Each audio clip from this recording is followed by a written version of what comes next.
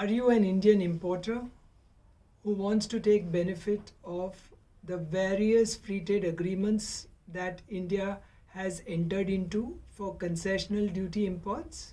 Then you need to know that mere submission of documents does not absolve you of responsibility. You are responsible for submitting not only the documents to Indian Customs but also in verifying the authenticity of the documents, in verifying the contents and the declaration. You should also read the application of the Indian Customs Act of 1962, where right in the beginning it says that it applies to offences or any contravention of the Act which would have been taken place by any person in a foreign country. So somewhere India has also included foreign nationals or companies of foreign origin who may commit an offence or a contravention in a country other than India for something that is applicable in India. The budget of 2020 introduced a new chapter, Chapter 5AA. The chapter is known as Administration of Rules under Free Trade Agreement. Let us go over the various clauses so that importers are very clear as to what is their liability in case they are claiming any benefit under a particular free trade agreement. Section 28DA reads as Procedure regarding claim for preferential duty. The importer importing goods and claiming benefit of preferential duty shall make a declaration which shall state very clearly that the goods in question qualify for claiming the preferential duty.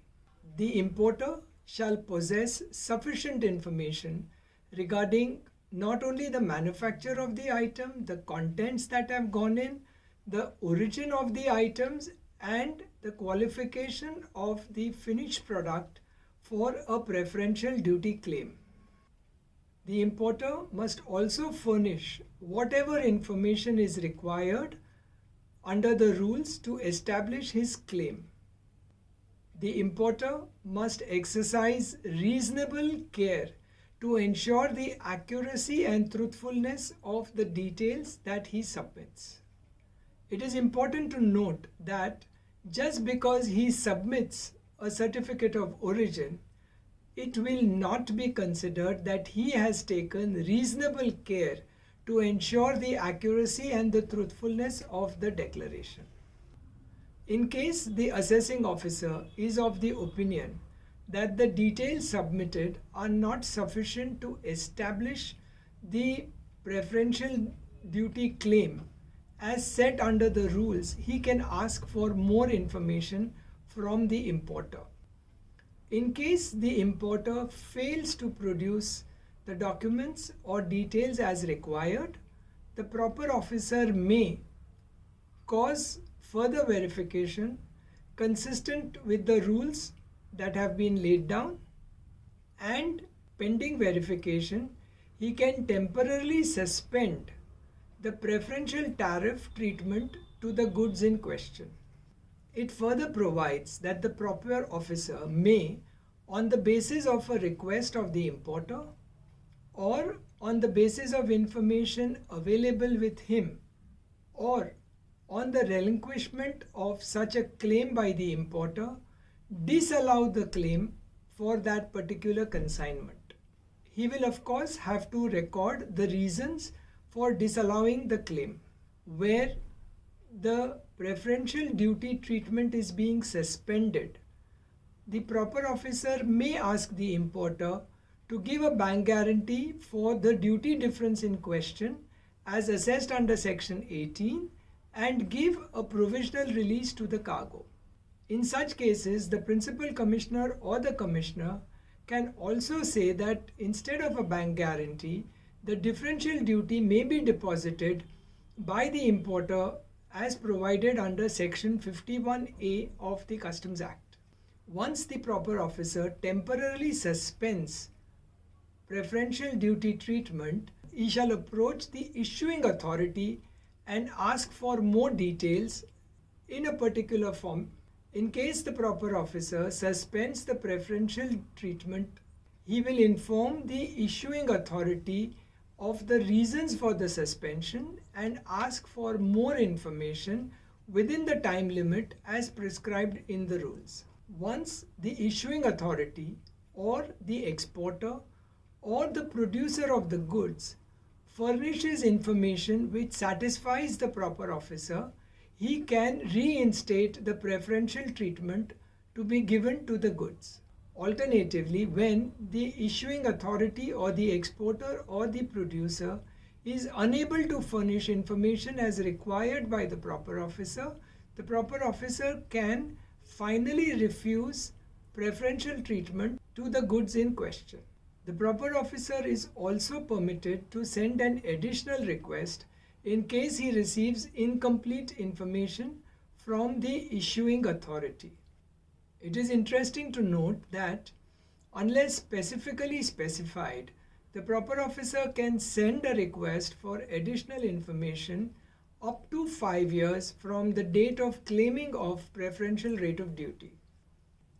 In spite of all the above, the claim for preferential duty can be rejected if 1. The tariff item is not eligible for preferential treatment. 2. The complete description of the goods is not mentioned in the certificate of origin. 3. An alteration has been done in the certificate of origin not attested by the issuing authority. And 4. The certificate of origin is produced after its expiry. In all such cases, the certificate of origin shall be marked as inapplicable, where on verification the proper officer decides that there is a non-compliance of the imported goods to the certificate of origin criteria, the proper officer can reject such preferential treatment to all identical goods from the same producer or the exporter, unless the producer or the exporter is in a position in other cases to produce sufficient documents to establish that the goods meet with the criteria of certificate of origin. This section has explanations. The first, certificate of origin. It means it is a certificate issued in accordance with a trade agreement certifying that the goods fulfill the country of origin criteria as laid down in the trade agreement. Issuing authority means the designated authority who will issue the certificate under the trade agreement. Trade agreement. Agreement for trade of goods between the government of India and the government of a foreign country, territory or economic union. For detailed learning on all logistics subjects, visit www.logiveda.com. Launching January 2021. For latest updates, subscribe to our channel and press the bell icon.